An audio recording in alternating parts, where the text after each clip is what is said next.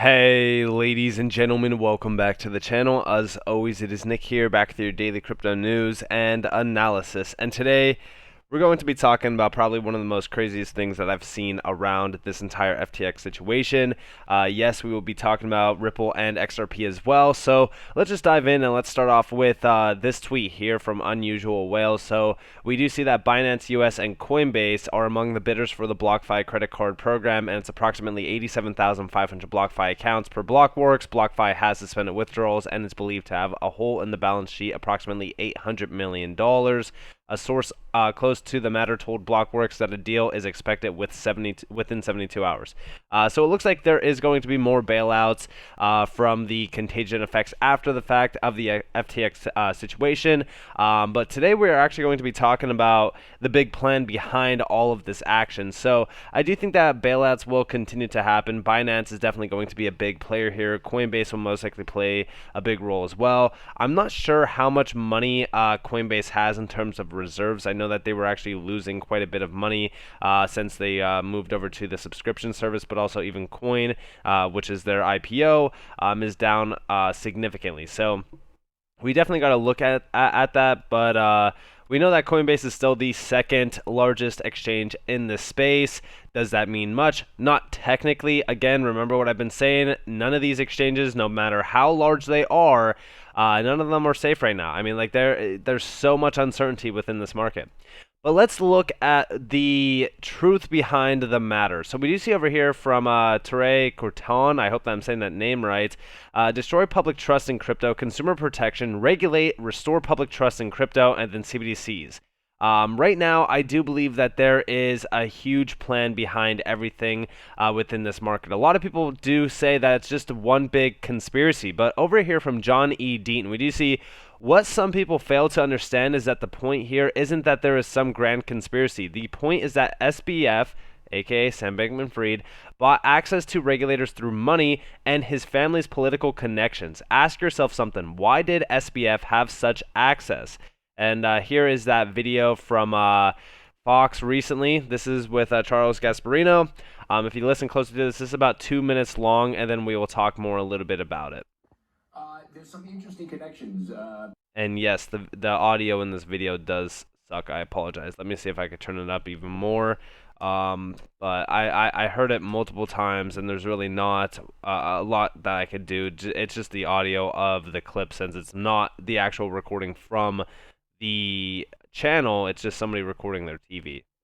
Between the current SEC chief, Gary Gensler, and Mr. Bankman-Fried, who just resigned from FTX, and there's a huge investigation going on about FTX and why it imploded, and did it commingle funds with its with a sister company called Alameda, which is essentially a hedge fund run by, or a family office run by Mr. Bankman-Fried. So this is going to be interesting as we untangle this. There's an MF Global component of this as well, because people have their money in FTX. It's hard to get your money out when you declare bankruptcy, as occurred today. But the sort of show in Washington will, from what I understand, will focus on Gary Gensler and FTX. And here's what we do know. There was a March meeting between Gensler and FTX. And Brad Katsuyama of the IEX exchange, talking essentially about industry issues. That occurred in March. That's according to Gary Gensler's public calendar. We don't have his public calendars after June, so we don't know if he met with him again. But essentially, Republicans in the House Financial Services Committee are raising that question. What did Gary Gensler know? What type of relationship did he have with Mr. Bankman-Fried, who is, by the way, a huge Democratic contributor? And if the Republicans retain control of the House, and that's still an if as of right now, there's going to be hearings on this, I understand. And it could get pretty dicey for Mr. Gensler. What's interesting also is some of the connections between FTX and MIT, the place that Gary Gensler worked in the past before he came to the Securities Exchange Commission, and after he left the Obama administration as its head of its CFTC. He worked as a distinguished professor at MIT. He was part of MIT's crypto lab. And again, Mr. Bankman-Fried has some connections with him. That's his alma mater, MIT. So people are starting to draw all these connections between Gary Gensler and Bankman-Fried. We should point out they could be completely innocent. The SEC said Gensler's meeting with Bankman-Fried was routine. He meets with industry players all the time, and he does do that. But again, the Republicans, if they get control of Congress in the House Financial Services Committee, Patrick McHenry, they're going to look at this and they're going to ask him, okay, how routine was it? We want to know what you knew. And if you're going to do a crackdown on cryptocurrency through enforcement, we want to understand some of your conflicts of interest with various industry players. Cheryl, back. And I do believe that this could lead to a meltdown of the SEC. I mean, listen, I do believe that there is a lot of corruption happening here. I don't like to get too political or anything like that. I'm pretty neutral on that, but there is a lot of things happening here around the political connections, a lot of the money that was going to some of the endorsements. There's a lot of things up in the air and questionable things as well. But we do see down here, FTX official was an offshore exchange. Why was SBF leading the policy debate? Why was he testifying before Congress? Coinbase is the largest exchange in the U.S. and is a publicly traded company that has been attempting to work with the SEC. In fact, Coinbase has a broker-dealer license, yet Brian Armstrong was shut out. Threatened to be sued over Coinbase's Lend product, the CEO of the largest exchange in the U.S. was denied meetings. He even tweeted out his frustrations.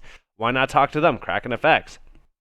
In the meantime, Kevin O'Leary and others rushed to join SBF, and now those people are demanding we rush legislation because an offshore exchange collapsed because of theft. Our political leaders' solution is to push legislation co-written by the man that stole $10 billion of consumer money. We need to ask why SBF was given priority and access. Right now, I tend to lean towards him being the second largest donor to those in power and his political connections. Go ahead, call me a conspiracy theorist all you want. If Gensler has nothing to hide, release everything. And yeah, this is the case. Like, a lot of people will call this a conspiracy theory, call this, whatever. But at the end of the day, we know the truth behind all of this. Listen, I talked about this many times in the past.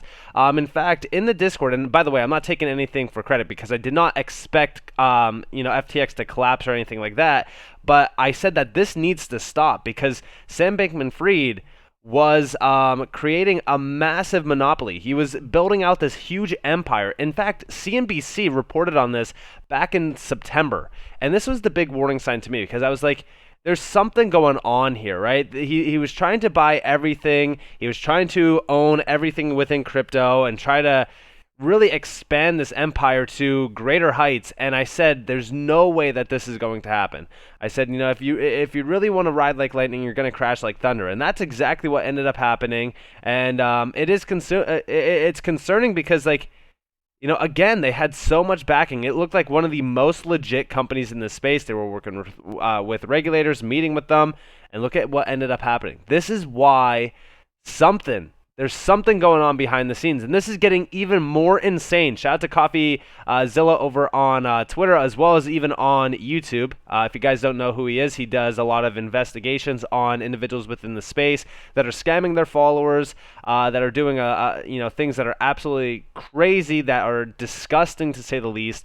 Definitely go check him out on YouTube. He has 1.1 million subs now. I remember watching him when he had only like 300,000 subs, so crazy growth. But we do see this has to be one of the most insane parts of the saga. FTX faking an order from the Bahama regulators to sneakily withdraw funds while everything was paused, only to have the Bahama regulators say that FTX was lying. And here you guys see it. Per our Bahamian HQ's regulation and regulators, we have begun to facilitate withdrawals of Bahamian funds. As such, you may have seen some withdrawals processed by FTX recently as we complied with the regulators. And then over here, you actually have the full-on release. This is crazy to say the least. Like, they are calling them out on their nonsense. I mean, the things that are happening right now around FTX, they're getting absolutely crazy. And here you guys also have over here that, it looks like they are likely bypassing the internal balance transfers block by selling NFTs on FTX's NFT marketplace. Bahamas account creates an NFT. The stuck user buys the NFT with their full balances. So apparently this is the Bahamas account withdrawing other people's funds for them. Pretty interesting to say the least, which is pretty cool to see as well. I mean, if this is going to be them helping, then that's awesome. But yeah, this is getting crazier by the day. And we also do see over here, breaking tens of billions of US dollars were transferred to Ukraine, and then using FTX cryptocurrency, the funds were laundered back to the Democrats in the US. I've also been trying to follow this closely. A lot of people, again, they want to get political about this, but it really isn't the case of, okay, was this the truth? What was happening here? We actually have over here Money Laundering 101. This is from AMC underscore 8. We just see Money Laundering 101. Foreign aid goes to Ukraine. Ukraine invests in FTX. FTX donates back to the Democratic Party. And here you guys have the sort of food chain aspect of it. SBF, the second largest donor to the Democratic Party behind George Soros.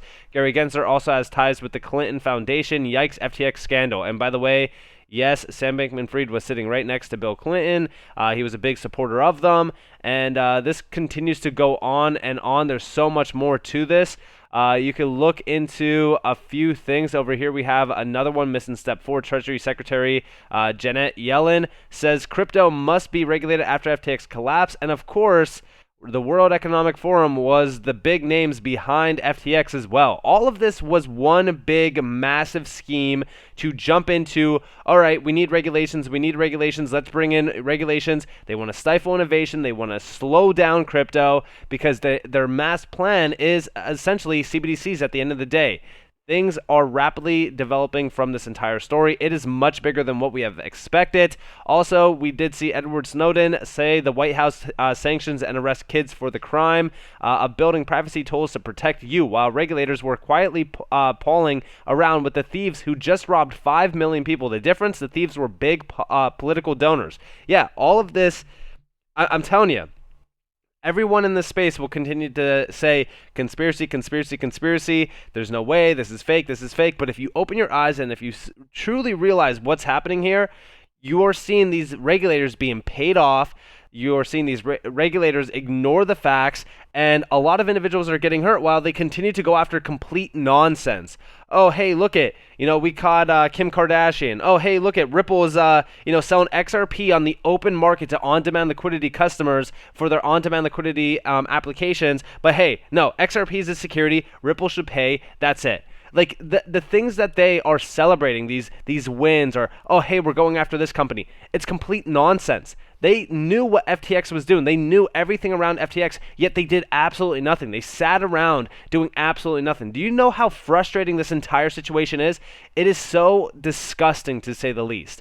And we do see over here from Johnny Dean, anyone who thinks Sam Bankman-Fried created the shell structure on his own is being naive. Subpoenas and preservation of evidence letters should already be going out to anyone close to SBF. And also here you guys have a little bit of a breakdown. SBF's father was an expert in tax shelters and a professor at Stanford Law.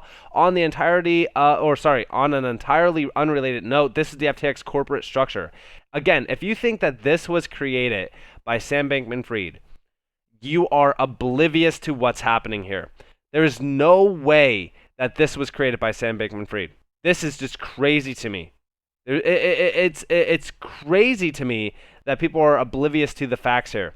And also, by the way, we do see over here from Brad Sherman. If you guys don't know who Brad Sherman is, he was an individual that was fighting against crypto for so long, and here we have them touting it yet again.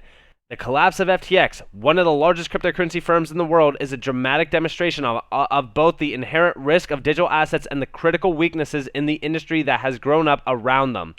They are going to utilize this as a perfect example. This was all one big show. We have over here, cryptocurrencies have no societal value, says Representative Brad Sherman. This goes back 2 months ago on CNBC.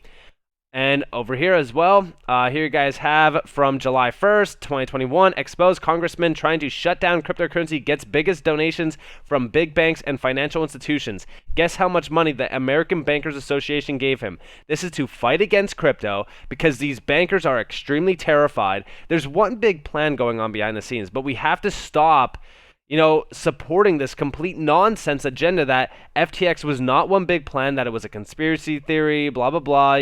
These people are touting nonsense. Listen, you could clearly see the evidence is there. You could see everything happening around this entire space. This is absolutely crazy to me. Let me know what you guys think down in the comments below, though. I'd love to hear your thoughts. If you guys did enjoy the video, definitely hit that like button, subscribe to notifications on if you guys have more free content. You guys are more than welcome to follow me on Twitter and join the free Discord down in the description below. As always, up to you all. Have a beautiful day, beautiful night, wherever you guys are on this beautiful world. This has been Nick.